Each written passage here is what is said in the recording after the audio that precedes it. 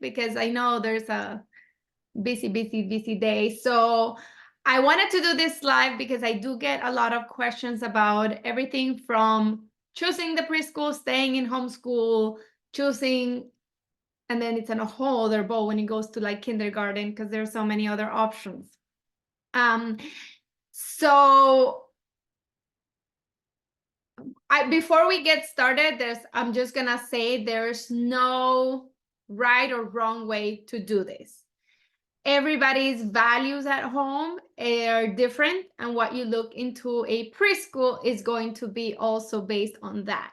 So I have a friend who her main issue is healthy food and how kids are fed and everything about like the holidays, the Valentine's, the Halloween, not like she can't do the candy situation. So her first value was that healthy food situation. That's how she chose her preschool. Versus for me, I was like, candy.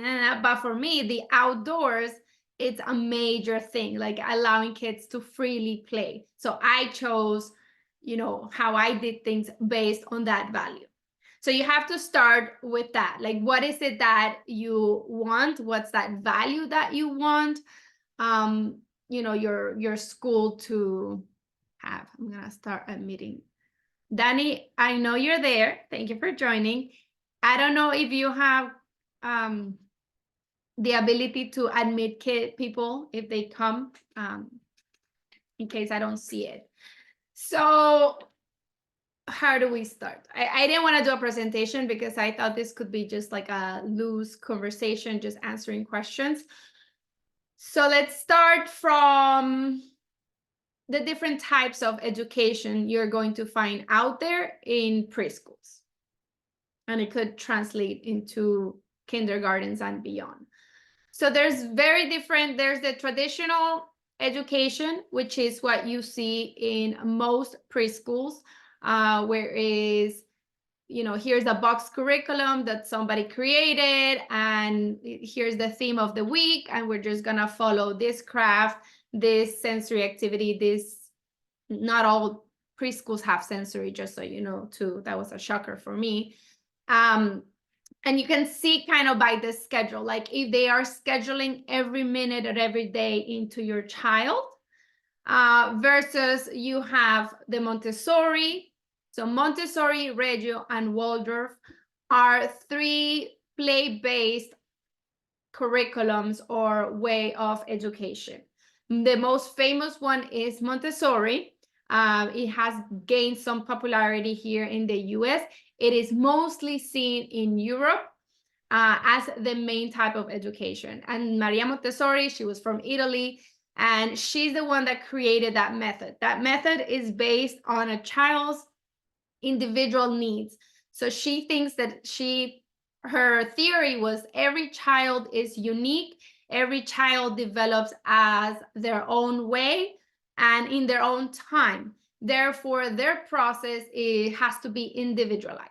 So she created a series of activities, and that's why you see like the Montessori toys, because she created basically like what activity you're going to do and in what order.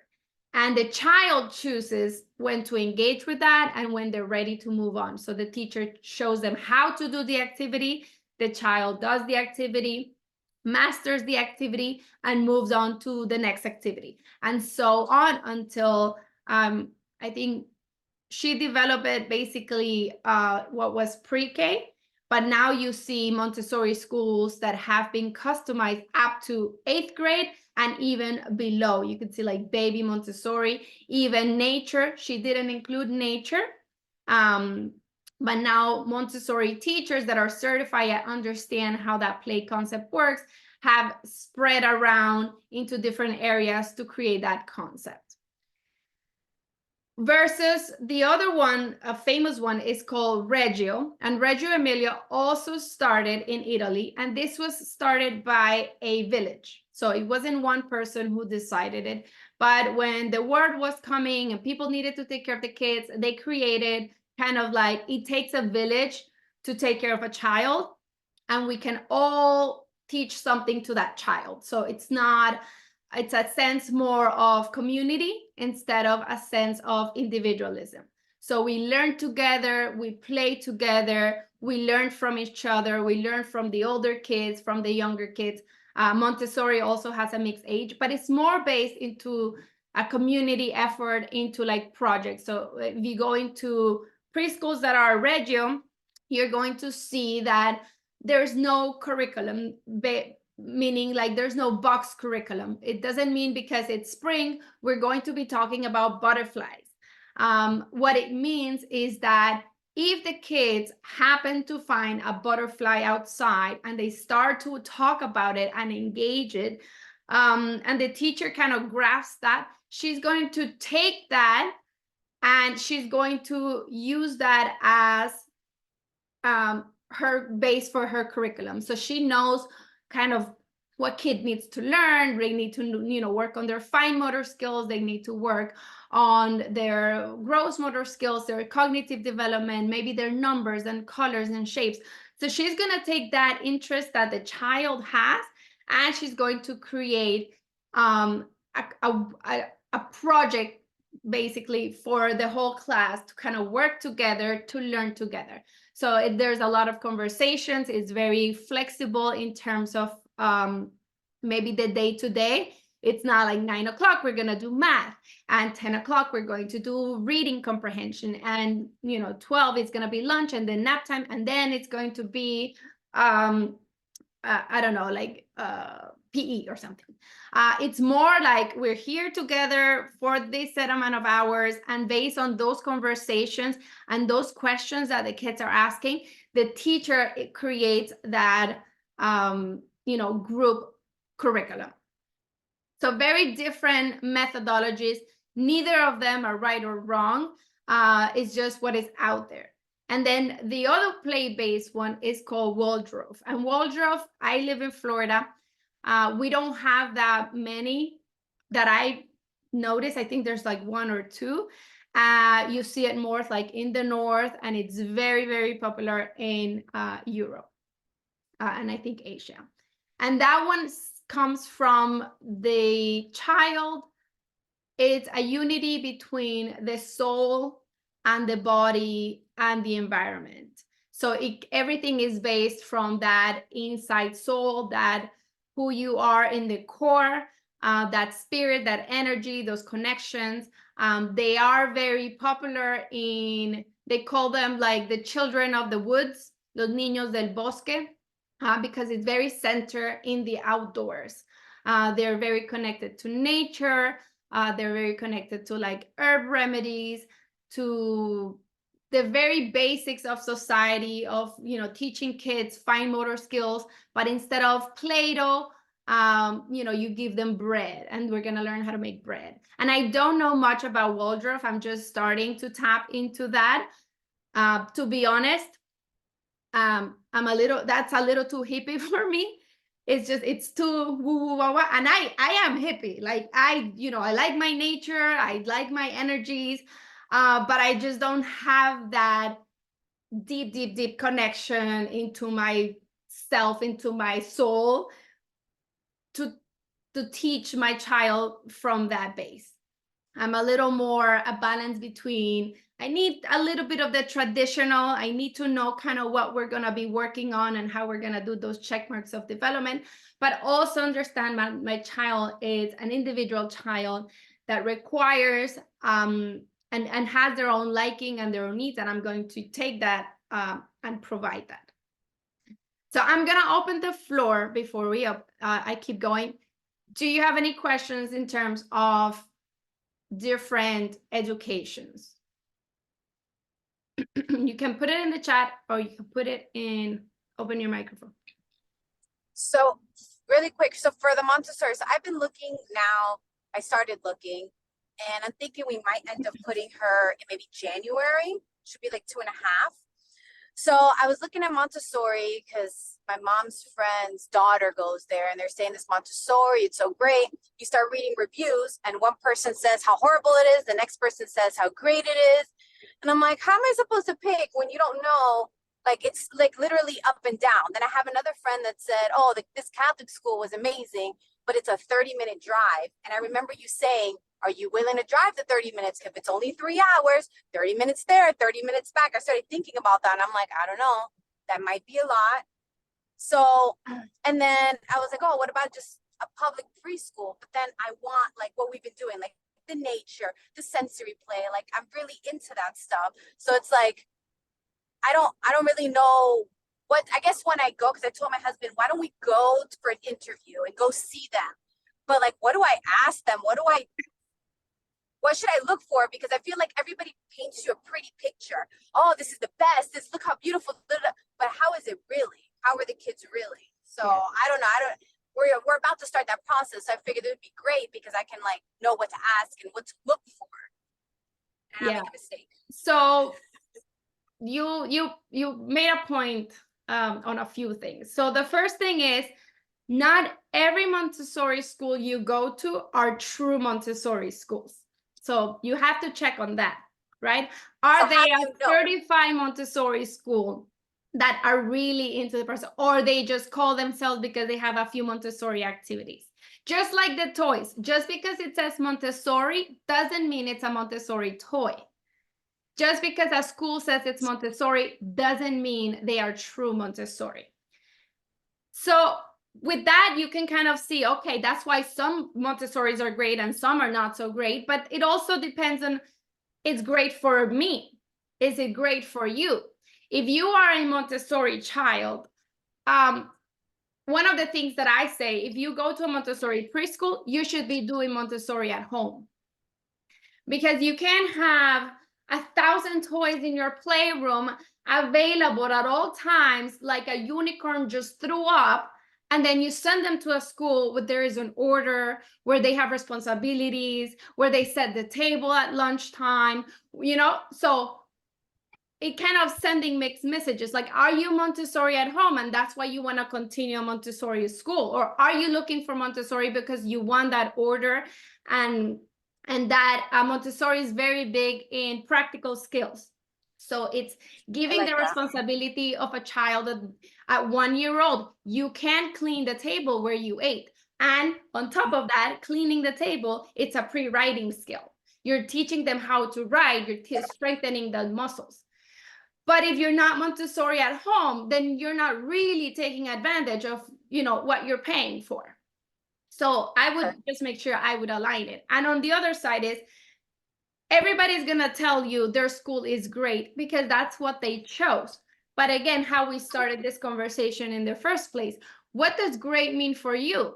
Great for my friend means that they don't allow candy in the school, that they don't allow any wrapped food, so everything is open, so the kids are not like, oh, those Cheetos, that's bad, that orange, my mama said that's bad, and then, oh no, that's nature, right? For me, a great school is a school that values play outdoors, that they're not inside a classroom for 6 hours a day under a lamp. I'm going to tell you, your school is horrible because they're sitting at a desk for 6 hours and they're not taking them outside, because that's what I value. So you have to see, like, what is it that you want to value? You say you want to continue what we've been doing in Here We Grow Academy, right? Here We Grow, for those that are joining outside, it's our membership where we combine a little bit of Waldorf, a little bit of traditional, a little bit of Montessori, and we homeschool our toddlers, taking them outside, using those life skills, but still with that little bit of traditional of, okay, this is kind of the theme that I want to introduce them to, and we're going to talk about butterflies because there's so much to learn and expose them to. So if that's kind of where you're going for, when you go to these stores and you're like, I want the nature. I really enjoy the nature walks that we've been doing, through the curriculum. So one of your questions would be, talk to me about your outdoor activities. Like, is it just they'll be like, oh yeah, on Fridays we do PE and we take them 30 minutes to the playground, or, oh, we take them to the park twice a day for 15 minutes. And then you evaluate, is it a full-time, right? Is it 2 15-minute breaks in a 3-hour span, or is it 2 15-minute breaks in an 8 hours or 6 hours that they're going to be in school? So then you're like, okay, I value nature, so I'm gonna look for schools that have an outdoor space that gives them that option. I'm going to look at their schedule and I'm going to see, okay, you know, what do you do when it comes to the outdoors? Yeah, what else did you ask for? So I do like the structure, because like she already helps me clean up. She throws away her plate. I want to continue that. Now I'm like having her sit down at a table to eat her snacks. So she eats her like lunch and breakfast in her high chair with us, but then when she has a snack, now we're sitting her at the table, and then she throws away her stuff. So I want to continue that everyday common things that she should learn, but I also want the nature and I want the sensory. So I'm like, there's no school that's going to give me everything. There is no perfect school. And I tell you, there really isn't. And you will have to compromise with a few things. And the way that I did it is that I ended up doing like a hybrid thing, because the school that I liked didn't have the nature. So then I would take him out to do the nature. But it was a little too traditional, but they had no chairs. And a kid that's moving, the kids learn through movement. They have to be moving. So for me, a sign that the kids were actually moving and learning was a preschool that had no chairs. They had the chairs for snack and they did ask them, but a lot of the activities were at tables and the kids were moving. They were constantly moving and they were choosing from different stations. One of the things you can look is, you said you like the sensory. The sensory is super important when it comes to preschool. Before you even give them pencils, before you even give them worksheets, they need a lot of sensory play, a lot of freedom to, you know, work on those muscles, because that is the base for writing. You don't want to have a second grader like I was crying because the teacher kept erasing the paper, saying I had the most horrible handwriting ever. Is because I didn't get that sensory play. Sensory play works on your core, on your back muscles, on your shoulders, on your wrist, and on your hands. And we don't see that. We think that, oh, preschool, they need to write, here's a pencil for you. The pencil is this big, they can't even hold it, right? So sensory play is very important. And I'm gonna tell you, one of the things that you wanna look for in a preschool is that sensory table. Ask for it. Do you do sensory play? Or talk to me about your sensory play. Do you have a sensory table? 60% of the preschools that I toured locally didn't have a sensory table. Ugh. A lot of the traditional base will tell you, yes, we do sensory. We have Play-Doh. We do sensory. I can't remember what they used to tell me, like, because they'll try to justify it, but if you don't see that table, you know that it's not like top of mind. And sensory is super important. Maybe they have like this, you know, a water table and it's always out, and you see it even when you're doing the tour. They might not be using it, but you see that water table right in the corner. Like you'll see that in KLA, Pembroke Pines. They have each classroom has like a little balcony, and you see the paintbrushes are dirty, and you see the little water table, and you see that it's a resource that is constantly being used. So that's one of the things when you're doing, you know, these tours, you know, look for that sensory table. Look about you know, how do they, you know, ask about worksheets. You know, the traditional schools are gonna be like, yes, because we have to get them ready for kindergarten. And that's another thing, right? You have to, I'm the one that kind of just sees 1 year at a time, because I get overwhelmed very easily. So I can't think about middle school when I'm just trying to think about preschool and kindergarten. But I do want to ask you to open yourself a little bit more, because what is your plan? Are you looking for a Montessori preschool because you're going to go to a Montessori school? Or are you doing Montessori preschool, but then you're going to send them to public traditional school? Right? One of the things, for example, with the red. That's kind of where I'm at now. No, go ahead. Because that's going to affect what you do now, right? So in the Regio school, the local Regio school, they are Regio, which means they don't give kids worksheets, they don't give kids pencils, they understand how kids learn. But then these kids were graduating preschool and were going to kindergarten to a traditional public school, and traditional public school goes a lot faster than what research says developmentally kids need, right? So they need kids writing by the start of kindergarten. But because Regio goes from the developmentally knowledge that kids are not ready to do that, they're not preparing them to do that. So these kids are graduating, right? They were graduating from preschool to kindergarten at a public school, and they were expected to have that traditional base of having to write or at least read, and they didn't have that base. So these kids were now at a disadvantage because they didn't have what this school needed. So they ended up, tweaking the school and kind of doing like a school readiness program, and they were like cramming the pencils and the worksheets for like the last 2 months of school just so that they could kind of at least be ready.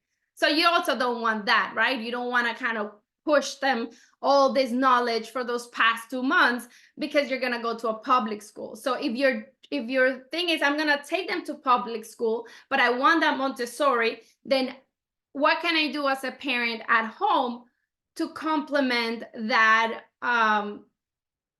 that teaching, right? So if you go to like the Regio are super play based, like that you won't see them with kind of that traditional knowledge. So I have a lot of people that do Regio preschools that have the learning binders, because the learning binders have that traditional concepts. So they complement a little bit with that, so that when they go to the public school, they're a little more prepared. You're in mute. Oh, sorry. Yeah, that makes me even more nervous because that was something I was thinking about, because I am thinking about putting her in public school for the elementary school because it's right near my house. Like literally I can walk her because it's in my neighborhood and it's a good school. But then I wanted her to have that play kind of thing beforehand. So I thought it would be an easy transition, but I guess it's not going to be that easy from Montessori to traditional. It won't, but makes me nervous. But doesn't mean the school has to do everything for you. No, yeah, that's true. You still have time with her. You still want to do things with her. Listen, one of the things that for me, I had Manu for his preschool years. I had him like the hybrid. And then when he went to school, one of the things that I missed was doing things with him. So there's things that you can do. If you still want to do that nature, if you still want to do that, get her ready, that's something that you can be like, I'll take on that. And then when they go to public school and you see that they are what's it called, like, sitting for so long and they don't have that nature play, then you as a parent can say, okay, what is it that my child doesn't have that I want him to have? Oh, the nature walks and maybe a little more of that free play, and then your afternoons and your weekends can complement that. Okay. Yeah, because my plan was part-time. I was thinking it was the Montessori around here was 8:30 to 12:30, and I was like, okay, half the day she gets to socialize, and maybe in the afternoon I could do more traditional stuff, like you're saying, like the ABCs and the numbers and those kind of things. Yeah. So I guess that can make sense. But now here's my other question: how do I know it's a real Montessori? Is there something like a website or something to tell us, yes, that is? How would I be able to know? I don't know. To be okay. honest, I don't know. I'm just gonna tell you because who was in Montessori. Like, I guess you kind of get yourself involved into what Montessori is. Okay. And kind of read a little bit of like, how the method works, so that when you go to school, you kind of okay. know. I can kind of quiz them to kind of like see if they really are or aren't. Yeah. Kind of thing. Okay. Hi. Hi, Alexa. Hi, Daddy. So when I put, I don't know if you guys hear me. Yes, we can hear you. Do you hear me? Okay. So when I put my kid in Montessori in my neighborhood, there were 3 of them. And the way I know is by asking the teachers if they are certified. So maybe you can believe them. Okay, that's one thing. But the other thing is that it's important to ask that question. You know, like is the teacher that is going to be teaching my kid certified? And so the school that I was with, that my kid was, she was, they all were certified, but the helpers were not. And the one that it was like 2 blocks away, nobody was certified. They just focused on the toys. That's what Alexa is trying to explain. So another thing is the curriculum. Like for example, they did a lot of work in for example, the snack time, they prepare the snack. They don't push them. For example, she doesn't want it to, the first 3 weeks, she didn't want it to play. She was just taking her time and she wasn't pushed to do anything. And the teacher will, you know, constantly be telling you this so you understand. And that's how you understand if that is a traditional school or they're actually having respect for your kid and her timing and all this stuff, you know, like I think that's the biggest difference. I don't know if it helps, but I asked, are you certified? And they say, yeah, I'm certified. I have like 20 years certified. So a question. So your child went through Montessori and then went to traditional? I mean, I don't know. How old is your child, if you don't mind me asking? Oh, hold on. Wait. Sorry, I was confused with the thing. Okay. No, so it's okay. no, she's 3 years.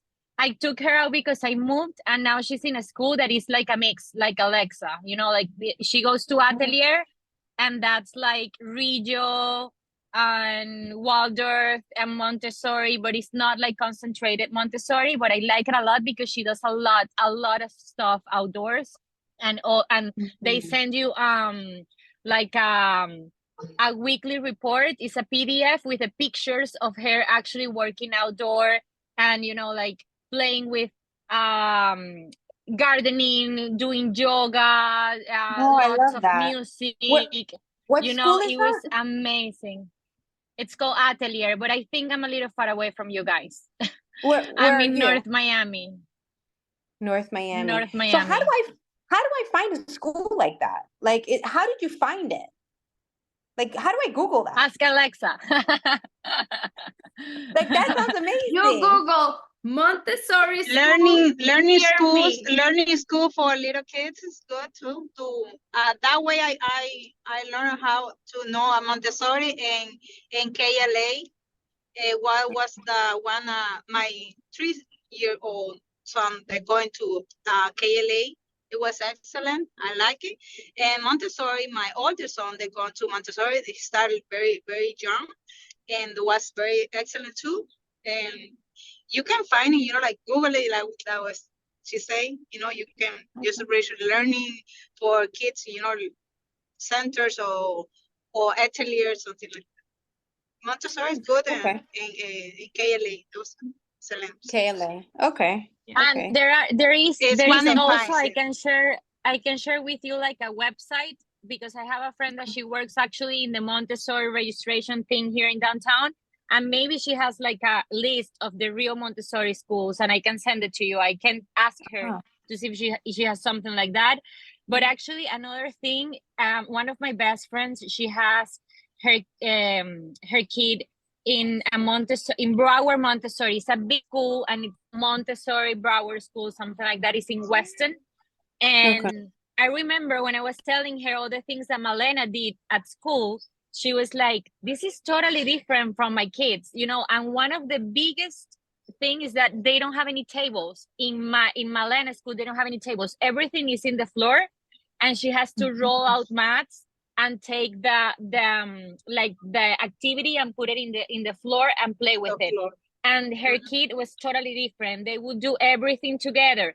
That's a traditional school.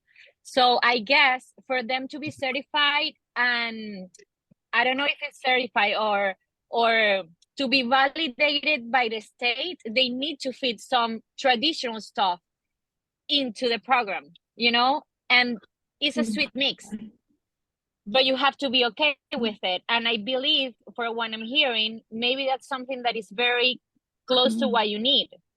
Yeah. Yeah. Huh. Okay.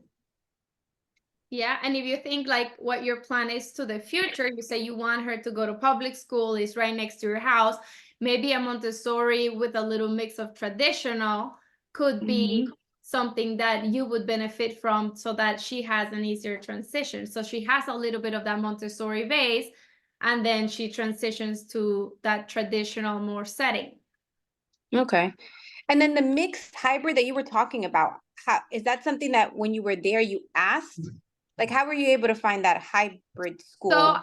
So first, there's a voucher that you can get in the state of Florida that they pay, like basically the government pays for your VPK. It's 3 hours a day. So I was like, who can give me the voucher? Who has the voucher? But the vouchers, in order for a school to receive the voucher, they have to go, it's very strict how they teach them, what they teach them. Like, it's like you do my public school, but in VPK, and that's the way it goes. So you cannot miss a certain days. You can, like, they have to be there to do, so for the school to get paid, the child has to do like the 59 hours or whatever, 500 hours. I don't remember what it was, but it's like, it's very, very strict for them to kind of receive it. So I knew that I wanted to still take Manu to nature class, because there was no school out here. There was no school out here that would do like forest days, or that would have, hours of outdoor play. And through my research and my love with nature, for me, that was very important. So I knew at that point that the voucher wasn't an option for me. So when I went to KLA, they were like, oh, you don't have the voucher. We only have full-time. And I didn't want to do full-time, because for me, preschool was a choice. It was a choice for him to be with other kids, to learn that social part, because everything else I was already doing at home. But I couldn't give him that social aspect, because all his friends were already in preschool. So I wanted him to have that experience of somebody else to be the teacher, because I was always the teacher.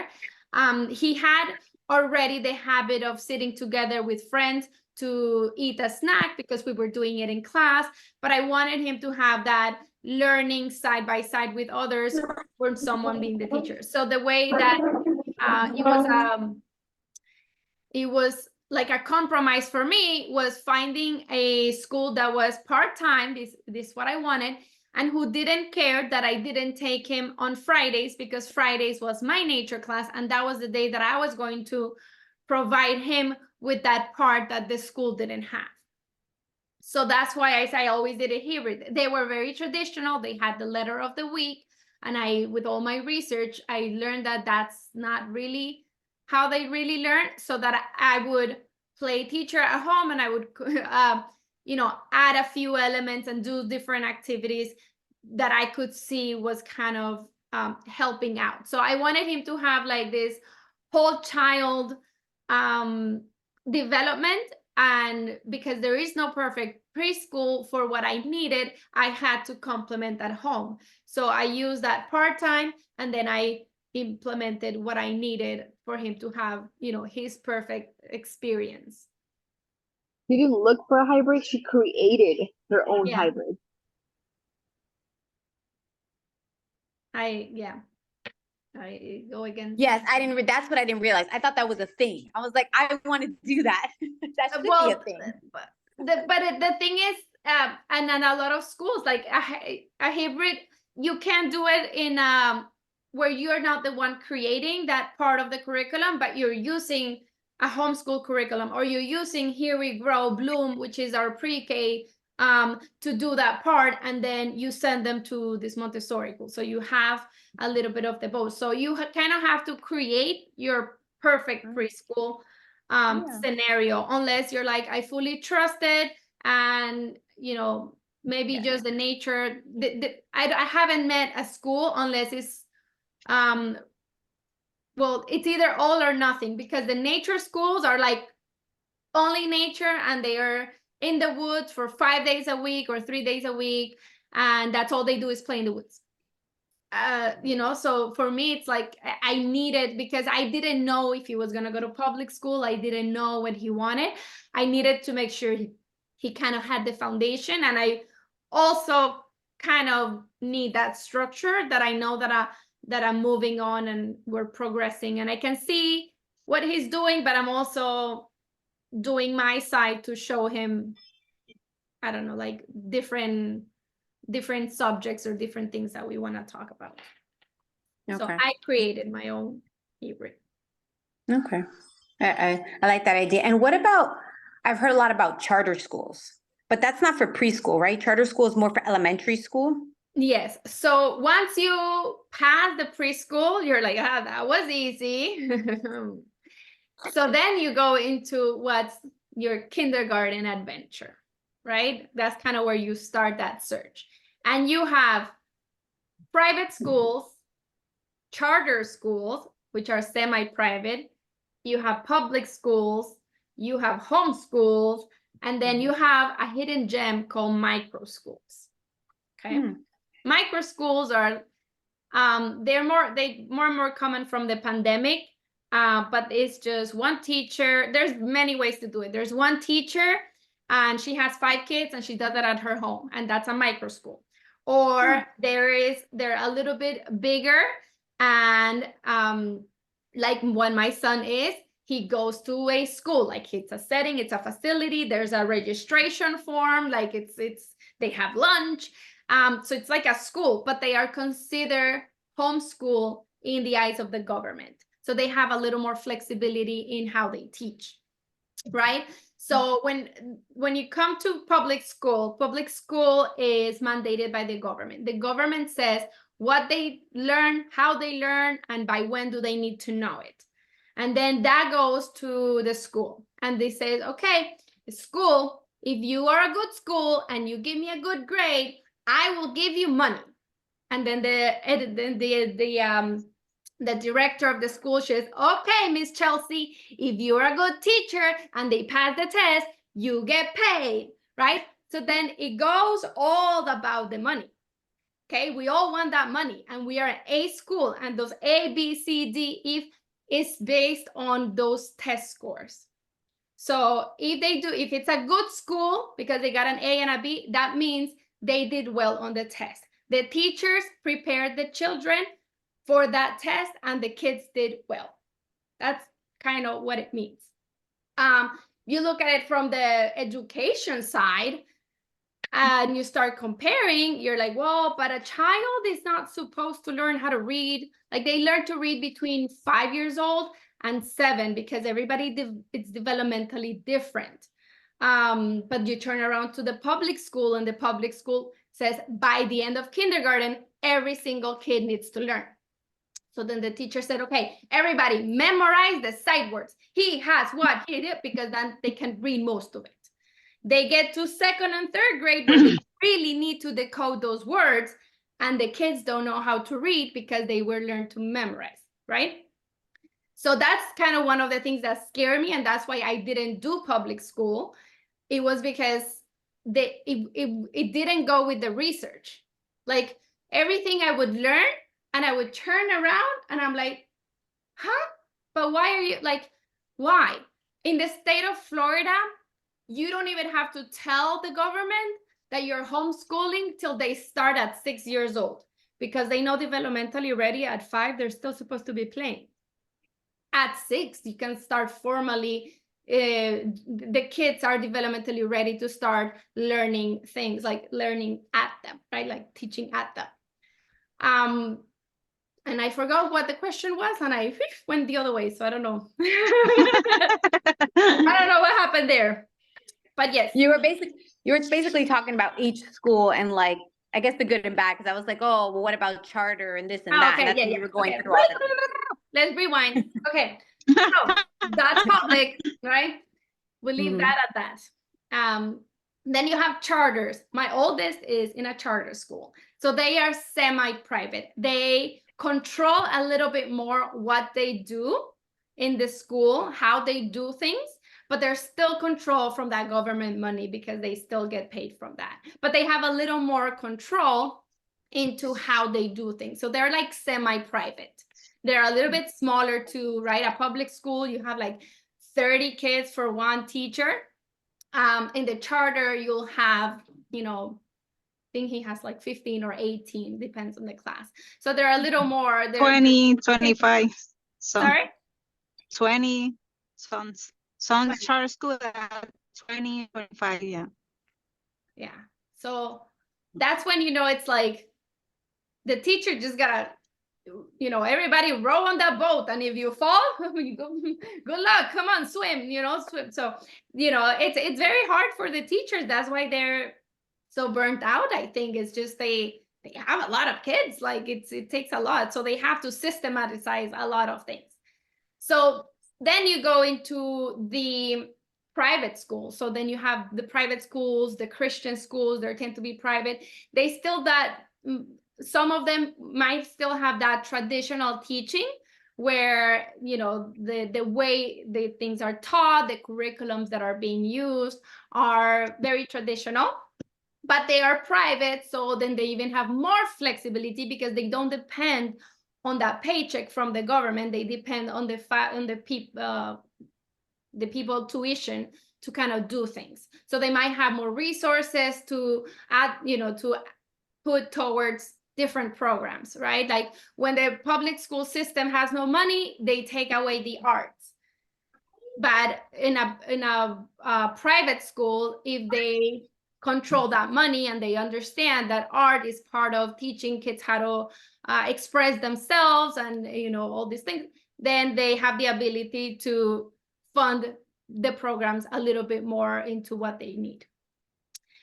And then you go homeschool, which has its own set of things. So homeschool could be you teaching your child at home by yourself.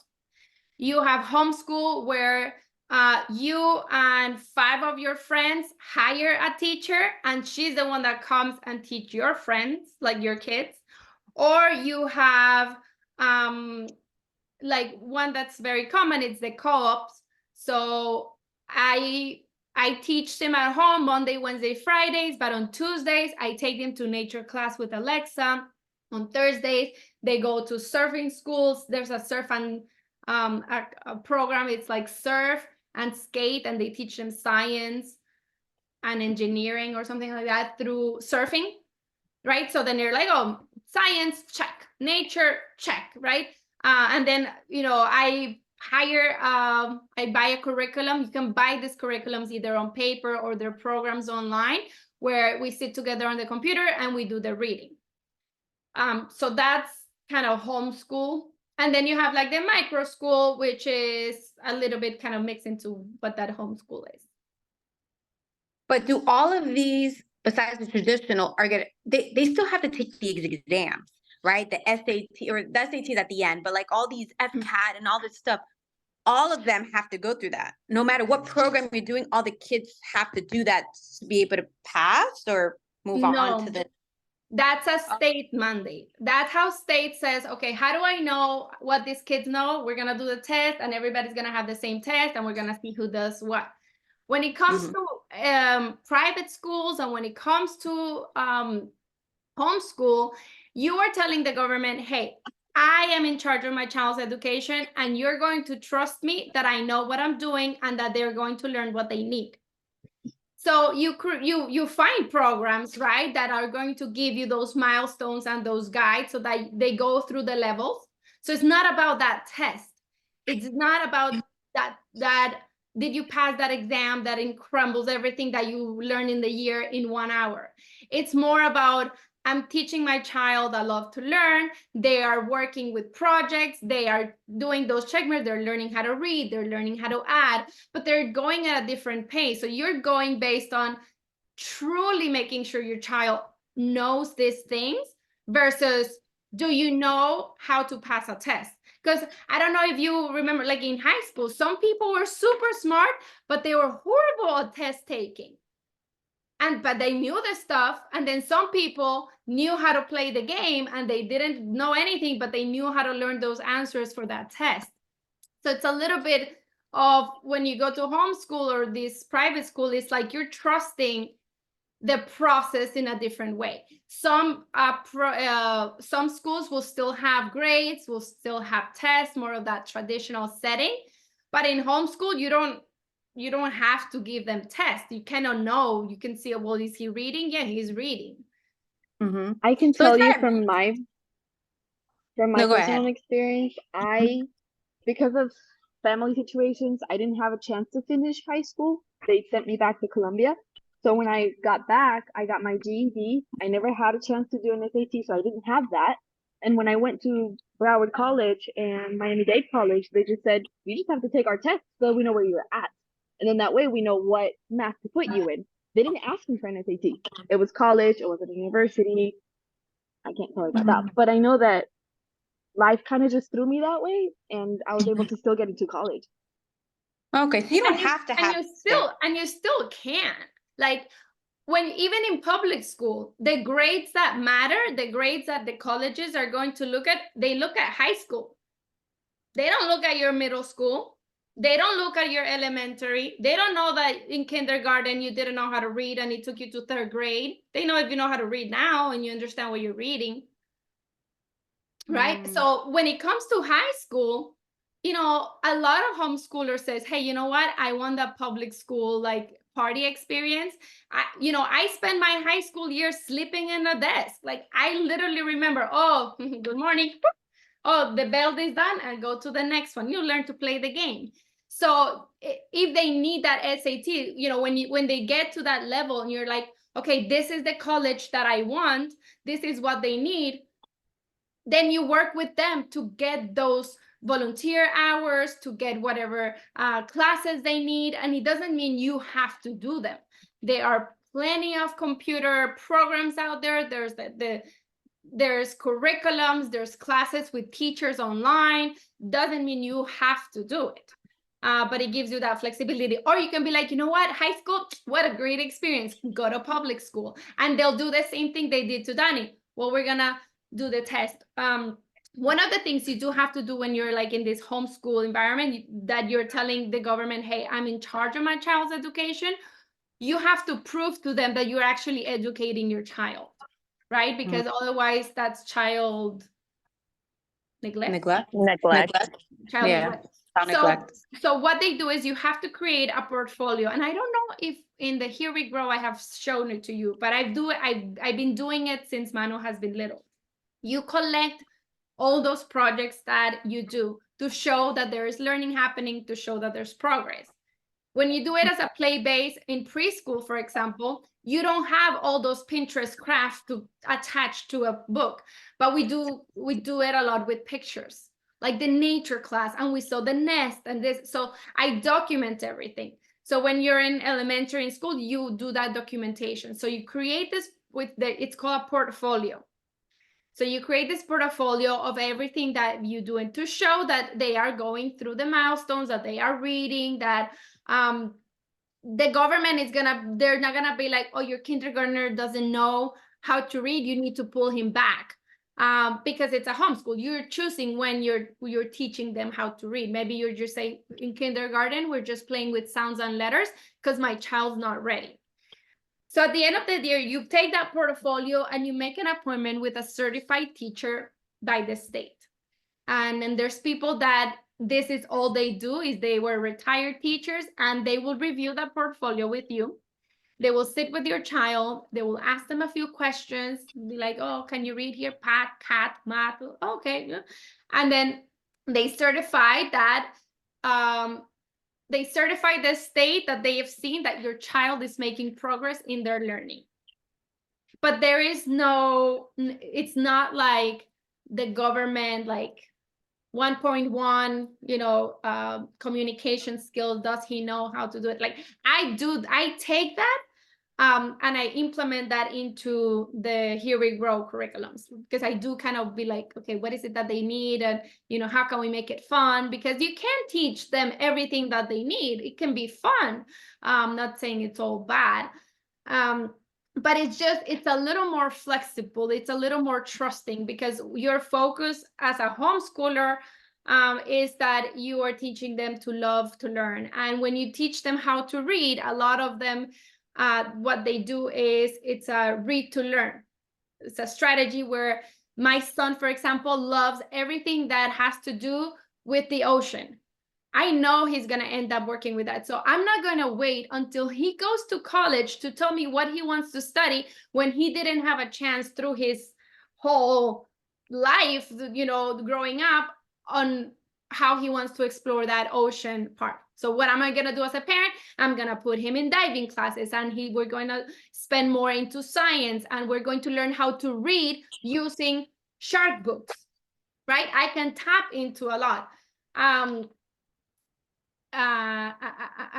But when you look, for example, as in a Christian school, right, that they might have that more traditional setting, but for you that it's very valuable, like you want them to have that integrated into every part of the curriculum, then you can compromise into saying, okay, I'm fine that they have a little bit of that tradition, they're still checking those marks, but on top of it, they're really engraving into my beliefs and how they do things. So instead of on Tuesdays, they go to nature class, they go to math. And for you, because that's kind of one thing that you value, you're going to like that. So.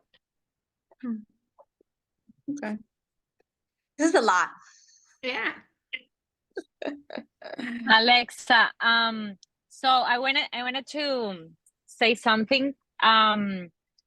I'm in the same situation now, and I'm very stressed because all my friends, they are applying like crazy. It's like Hunger Games, trying to apply for private schools, Catholic schools, and like all these other options they have.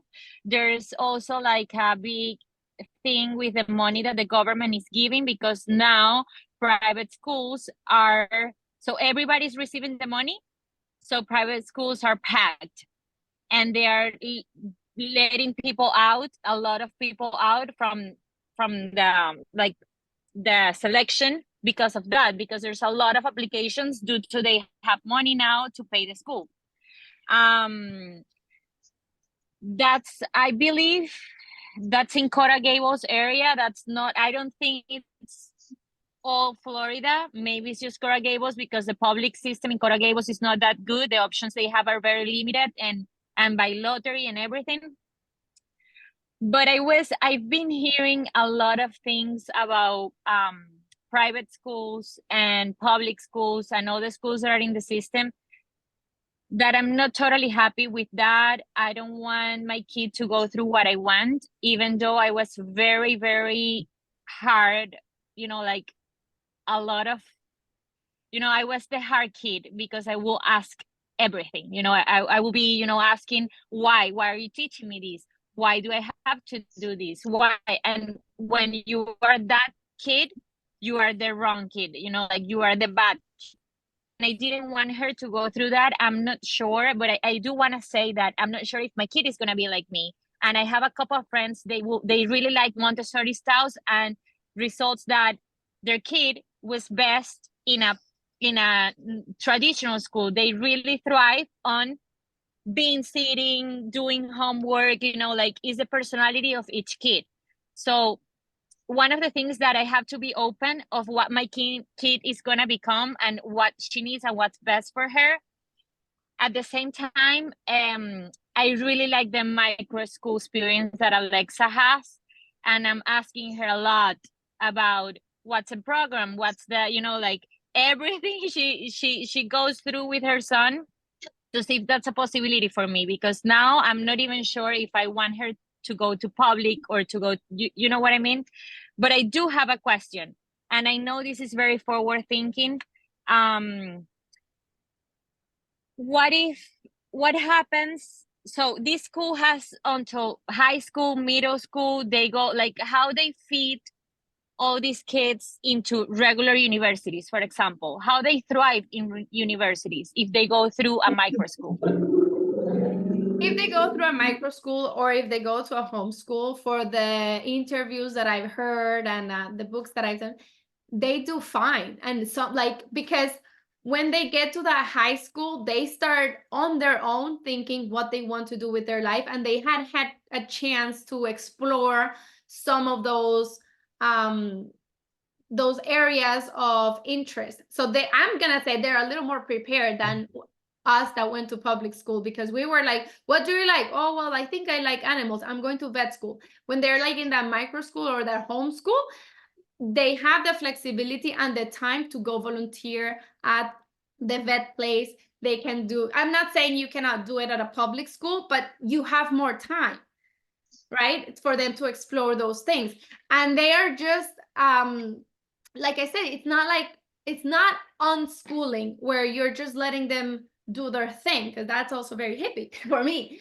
But you as the parent, is your job is to provide them what they need at that time. So right now my child needs nature because he is working on his muscles, because in preschool. When you are in high school, what does my child need? My child needs exposure to someone in the engineering department because that's what he wants. I'm looking at the universities and they need this type of math. So I'm going to enroll him in these different programs online about advanced mathematics, right? You're just a provider of what they need at this time or what they need in high school. So they're not less prepared just because you did things differently. It doesn't mean that the way the public school is doing it, it's the right way either. It's just different ways of going through that experience. I forgot what I was going to say.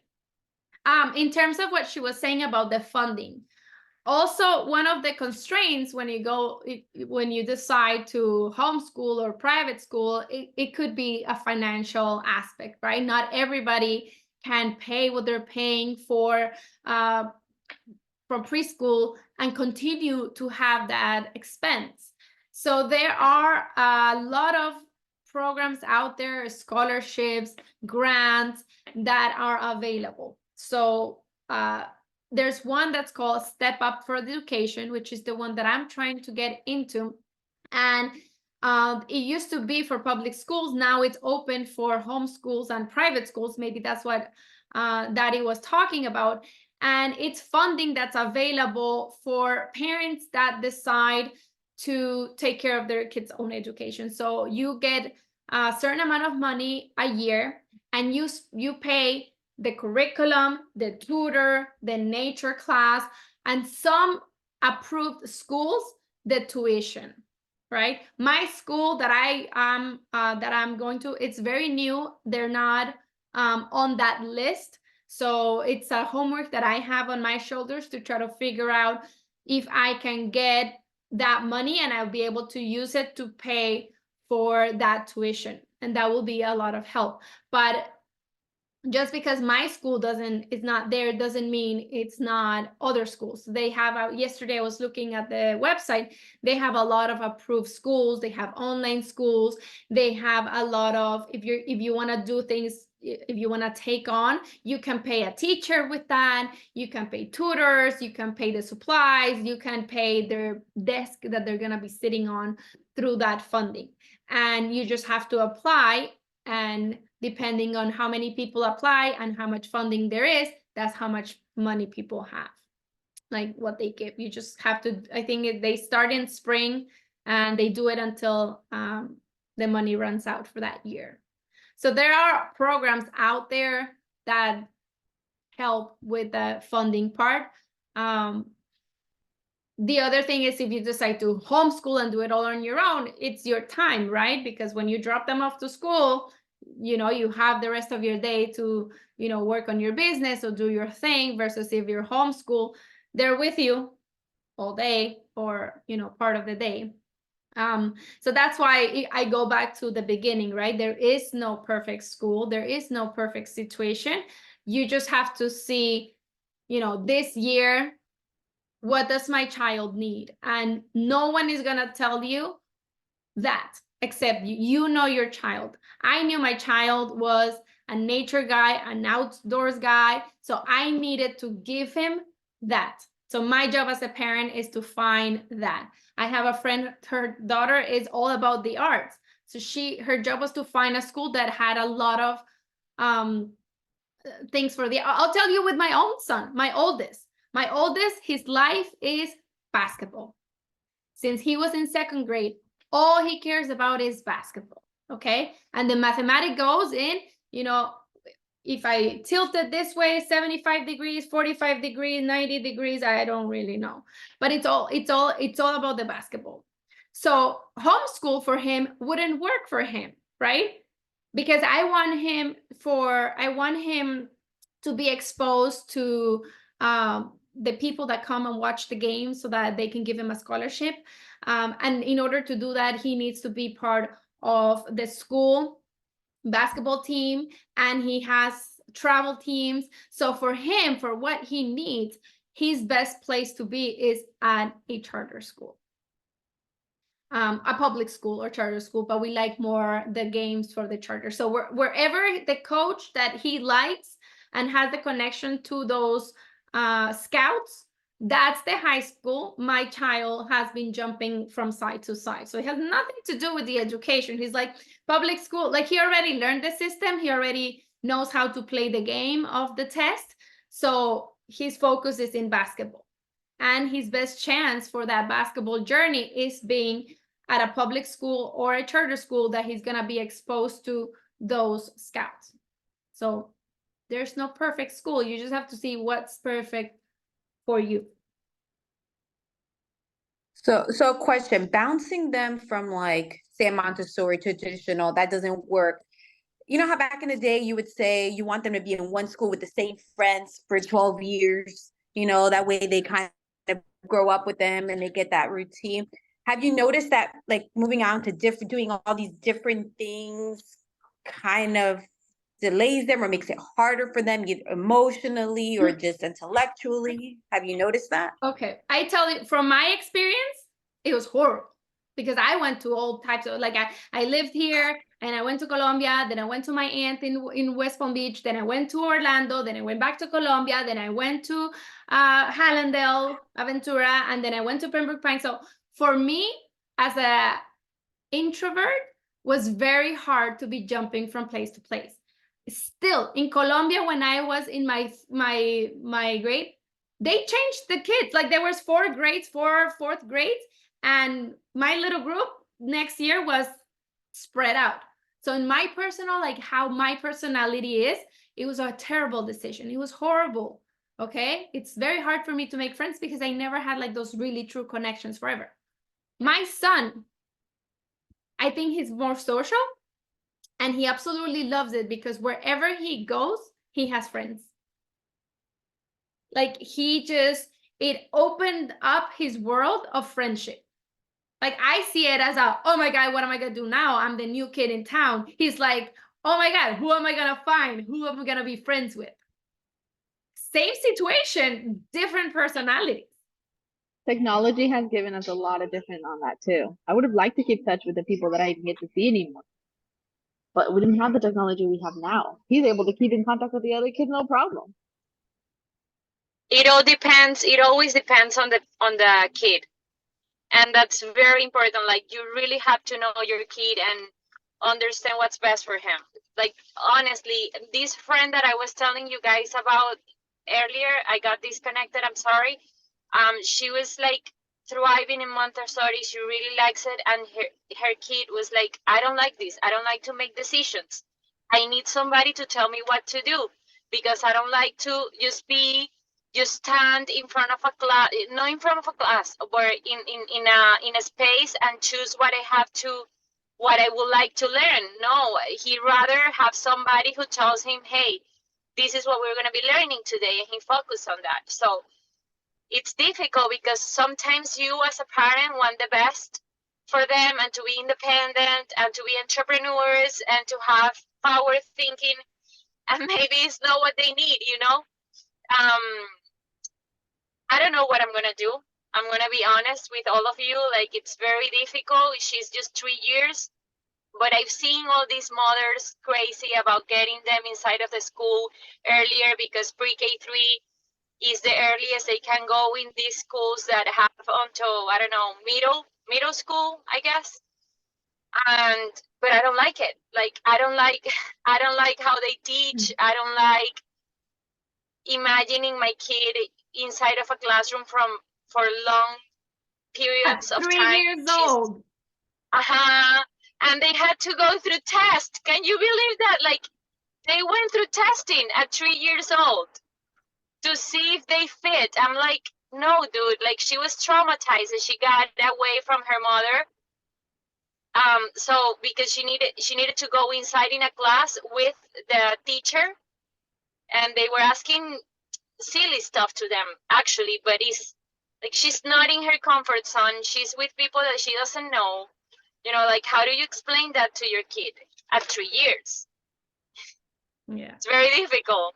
And also, I don't know if you guys speak Spanish, but so I have a podcast, and I took this teacher that has 20 plus years teaching traditional school, and she explains the difference between charter, magnet, public, and all that stuff. Alexa and I didn't like her very very much. I had to be very polite because she was I was in a I was interviewing her. But she, like, I disagree with what she had to say about Montessori. My kid was in Montessori school, and it was very, very strict school. There's lots of people thinking that Montessori school is hands off. They do whatever they want, and it's not the case. Like, I couldn't even go late to drop my kid because they wouldn't allow her inside of the classroom because she will interrupt the class. And they were doing separate work, like everybody was concentrated learning what they need to learn in the exact moment, like, it's totally different. It's totally different from what she was referring, but she was there explaining another good stuff that I didn't know about magnet, but it's in Spanish. I don't know if you guys speak Spanish, but Yeah, send it to us. Definitely. Yeah. Magnet I is would like to like hear a it. charter school. With the magnet is those that put effort into the arts, the theater programs, the art programs. I wish, like, I dreamed in my high school years to be in one of those schools, but it was hard to get into. And on the other side is we were recently migrating, like, we didn't know how the system worked. I didn't know. I don't think my mom knew you could apply for it. We just kind of like, oh, I wish I was there, and then going to public school. So one of the hardest things I'm going to tell you is two things I'm going to say from what the conversation went. Not everybody is meant, like you said, to be an entrepreneur, to be the boss, to be the leader. And in order for this world to work, we can't have all leaders, because someone has to do the job, and someone has to do the creativity, and someone has to do the finance, right? So we are all good at something. And your job as parents is to figure what that is. Is your child not the one that likes to be in the spotlight but loves numbers and loves the finance?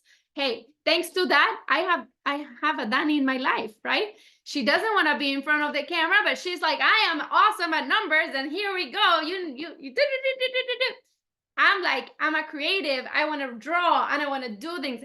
And if I would have been fostered that when I was little, I come from a house of doctors. My sister's an accountant, my brother's an engineer, and here I am, doing nature class for toddlers. Like, it's like I'm an outsider as it is. So your job, like, if there's one thing, regardless of what you choose or what school you choose, is try to figure out what are they good at, and it doesn't always have to be the academics, and foster that. If you read all, like, the biography of, like, the shark lady, or she's the one that discovered sharks, the common thread is they had parents who believed in them and fostered that love. Okay, the shark lady, she's the one that discovered sharks. She's the one that told them they weren't like the Jaws, you know, like the movie. And everybody else will tell her that she was crazy, that girls didn't belong in the science department. She was the only one that graduated in the class.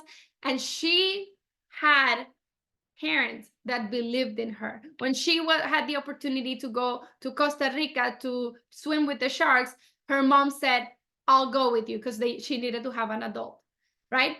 The common thread, I have more samples, but I can't think them off the back of my hand, but the common thread is they had parents that believed in them and that foster that love, whatever that love that is. And keep in mind, school is beyond the 1, 2, 3 and the ABCs. Traditional schools mostly focus on the 1, 2, 3 and the, you know, like I said, when the money is not there, the art is what gets behind. I had half an hour of art class through my school year, half an hour a week. And my thriving element is art. And I didn't realize until I graduated traditional college, got married with the wrong guy, just so I could go to art school. Just so that I didn't have to ask for my parents' approval to go to art school. Okay? Then I had to get rid of the husband. But nevertheless. So foster, whatever that is. And the other side is, the hardest thing that has been for me, and I thought it was just me because I'm just weird naturally, it's going against the voices out there.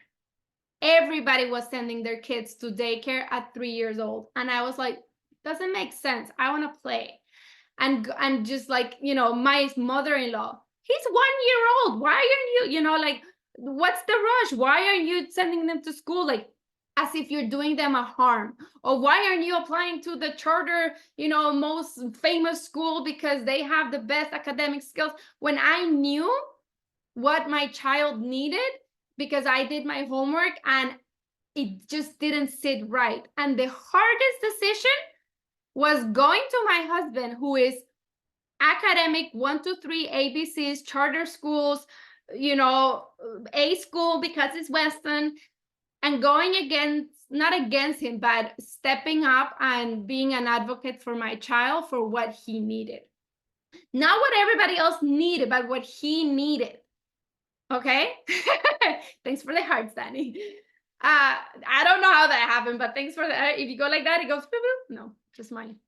Alexa, can I ask you, what do you think, what did he need in the moment? Because I don't know, like, I don't know if she, at what age do you see that, like, this is not gonna work for him? I'm gonna put him in this type of school. You're not married to the school forever. So if it doesn't work, it doesn't work. But there was things that I knew, okay? I knew how kids needed to live a preschool life. I knew that before somebody would give them a pencil, they needed to develop all the muscles. Why does Montessori roll out the little mat and work on the floor? Is because they're strengthening the core muscles and the arm muscles. So I empowered myself a little bit with that researcher. What is it that a child needs at this time, right? So I knew when I saw 3-year-old writing with pencils this big, skinny, that wasn't developmentally appropriate. So I didn't want that for my child. At the same time, my child has been active the moment he was conceived. Like, I have never been hit in my life as much as since I had a child. Like, 1 year old, like, he just moves. He just is in constant movement. And I don't know if it's a boy thing or it's just a thing. So I know he needs a lot of movement.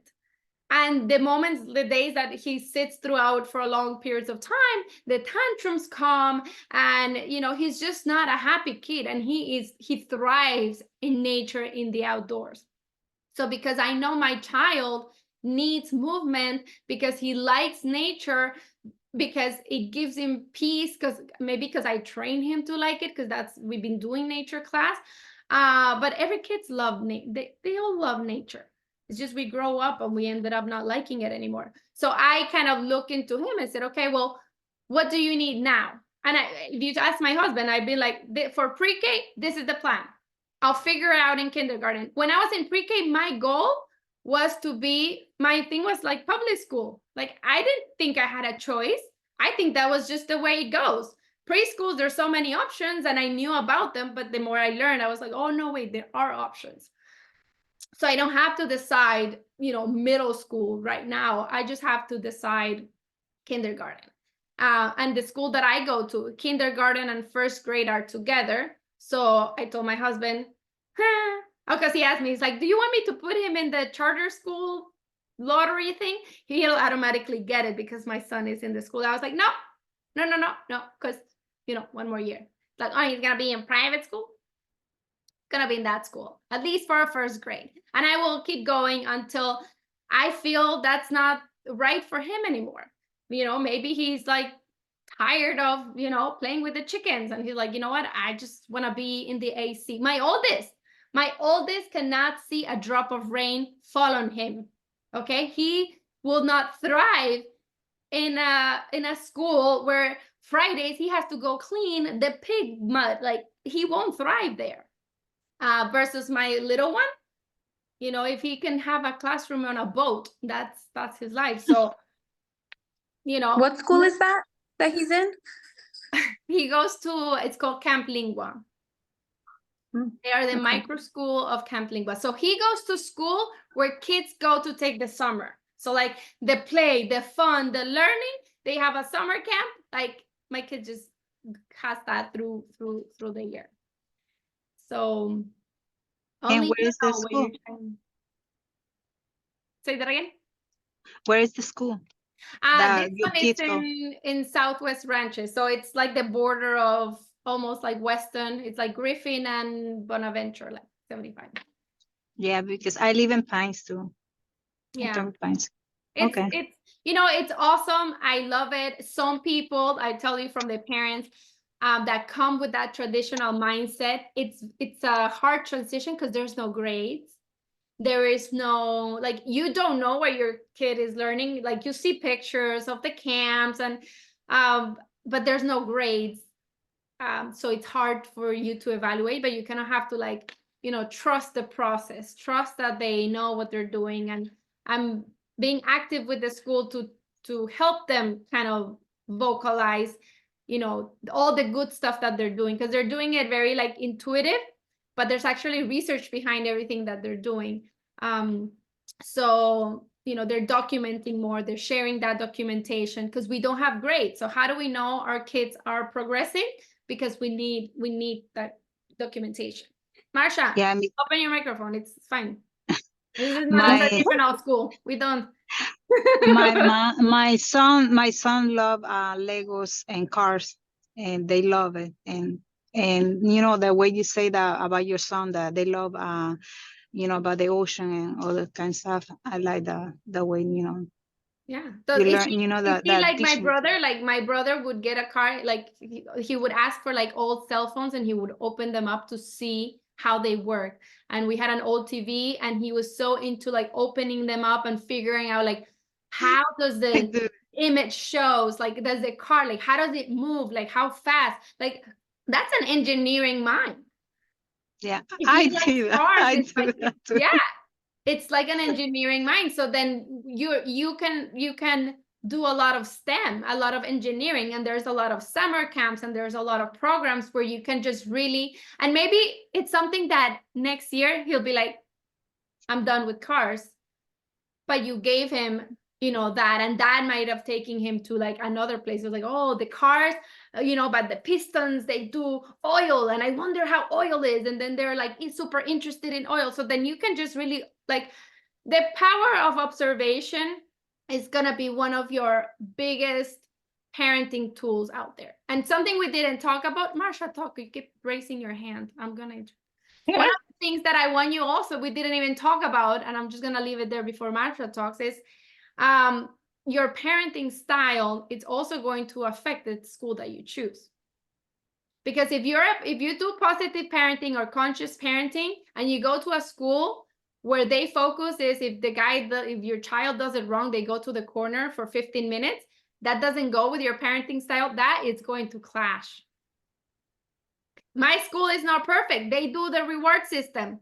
If you do this, I give you a toy. If you do this, I give you a toy. And he comes home with toys. Yes, today he told me, he's like, if you take this to the garbage, I'll give you $20. I said, no, I can take this to the garbage because I love you and I want to do you a favor. I don't have to have a toy, like, you know? So the way you parent, it's also ask those questions. What happens when the child doesn't want to do the job? What happens when the child doesn't want to share? How do you handle that? That will give you an insight also, because at the end of the day, they are working for, sobre todo in preschool, they're working towards those emotional skills, like learning how to be in a society and how to give and take. And that parenting, like even if it's you're the parent or the teacher, is going to affect how they think and the way they behave. So you kind of want to find one that aligns with you. Okay, Marsha, I'm giving you the microphone. Thank you. I love these groups. Seriously, every time I get on these groups, I'm like, I could do this for another year. I cannot. So I had a question before my phone died on a nature walk. And you probably answered this already, is how many child to teacher ratio would be reasonable for preschool, like age 3? Because right now I'm looking at, I think the one that I'm looking at is like 7 to 9 kids to one teacher.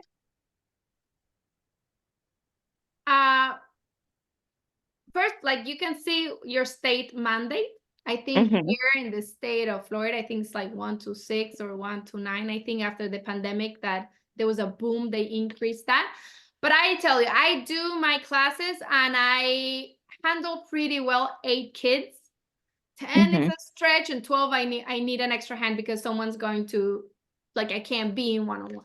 So I think that 1 to 8 is like ideal. The older they get, the more kids, you know, but they're a little more independent, you can handle. But at the beginning for preschool, that there's so many emotions happening that you have to intervene.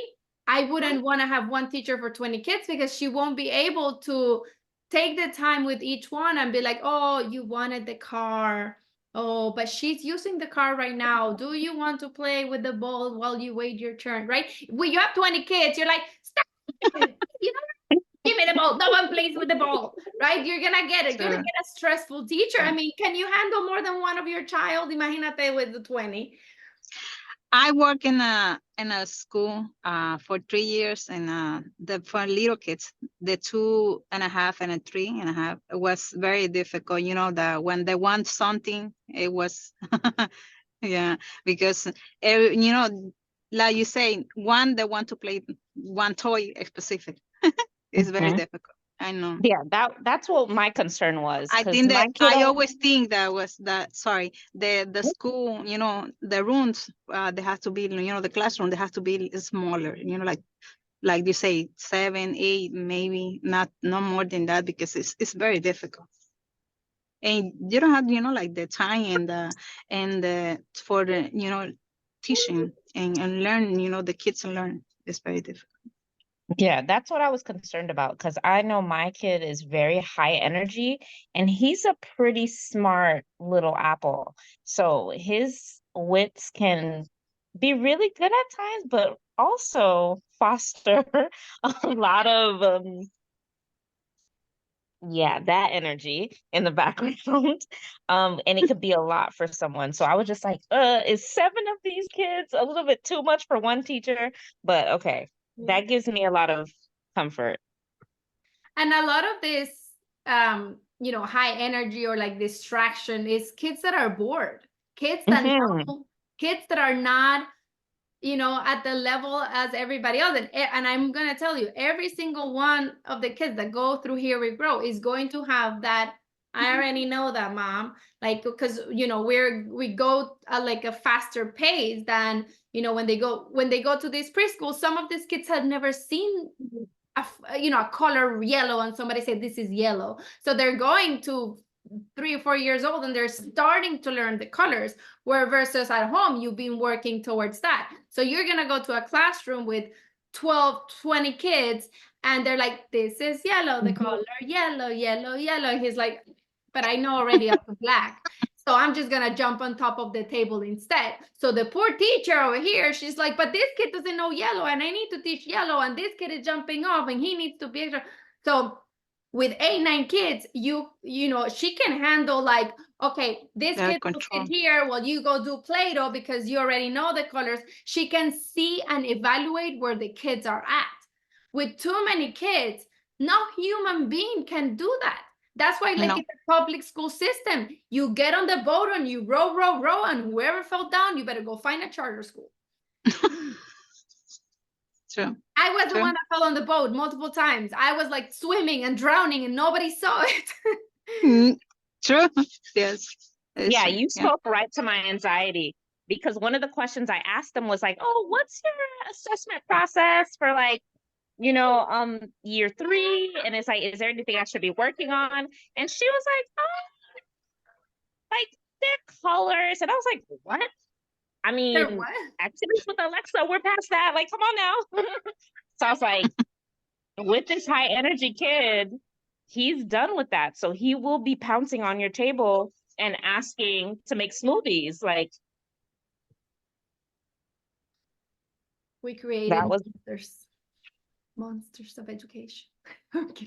No, we created really smart kids, and everybody is kind of behind that, which I've noticed, like, around. They're like, oh, your kid knows how to do that?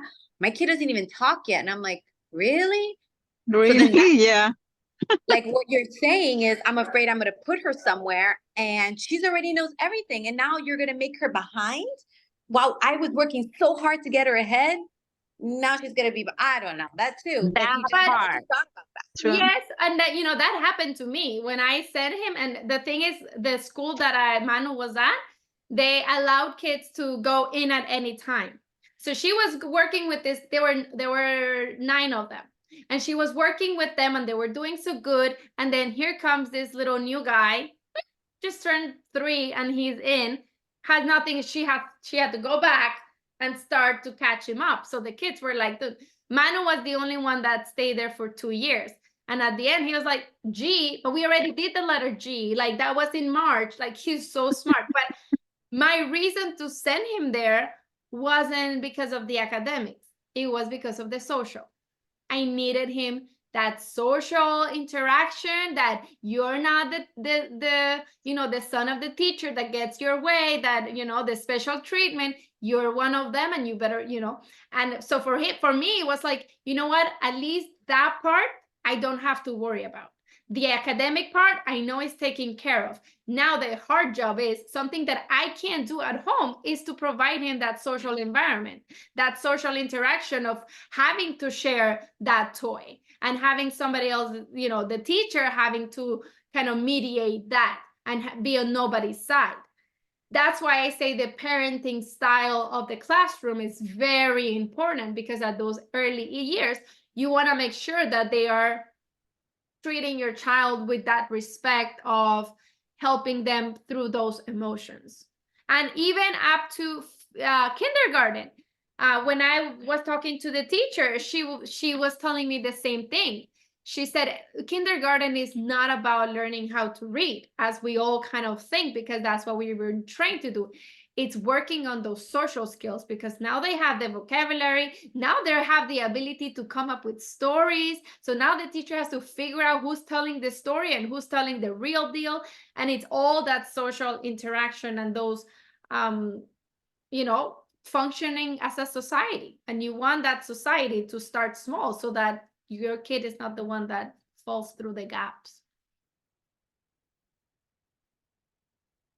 I love that. Thank you. So everybody Google Montessori's around my area, Reggio schools around my area, traditional. Well, you won't, if you Google traditional, it's not going to show up. Just be like preschools around my area. get yourself some tours, go around. Even if you have any questions, you're gonna start to see patterns. Oh, another unicorn throw up, like, you know, are you overwhelmed by just what you're seeing, right? The kids are, imagine a classroom full of colors, full of toys, and on top of it, add the kids and add the teacher. That's gonna raise the level. So do your tours and let me know how it goes. There's no, make a list of your values. Like, what is it that you value? What's your non-negotiables? I do not negotiate that my kid only has 50 minutes at the playground. I refuse, because then I'm the one that has to take him at the playground for 5 hours in the afternoon. Or, you know, I want very high academic standards and I'll take care of everything else. Okay, fine. So make your list so that when you go on your tours, you kind of know what the questions are and you can start, you know, weeding them out. And we'll talk next year when you do kindergarten. Thank you so much. You don't know how helpful this is. I Oh, appreciate it. Thank you okay. so much. From the bottom of my heart. Thank you. Okay. Well, I second that. I'm glad my research and my experience it helps you guys on your journey. I didn't do that many tours. I was very overwhelmed, to be honest with you. And the moment I did 2, the moment I saw the second one, I was like, this is it. Like, I don't need to confuse myself even more. This is it. So remember, what everybody says is good and excellent doesn't mean it's good and excellent for you. So go do you. Go make me proud. All right, ladies. Thank you. Thank you so much. I'll see you, my Here We Grow people. I'll see you next Thursday. And my nature, I'll see you Tuesday. Any questions, email me, text me, you know where to find me. Bye-bye.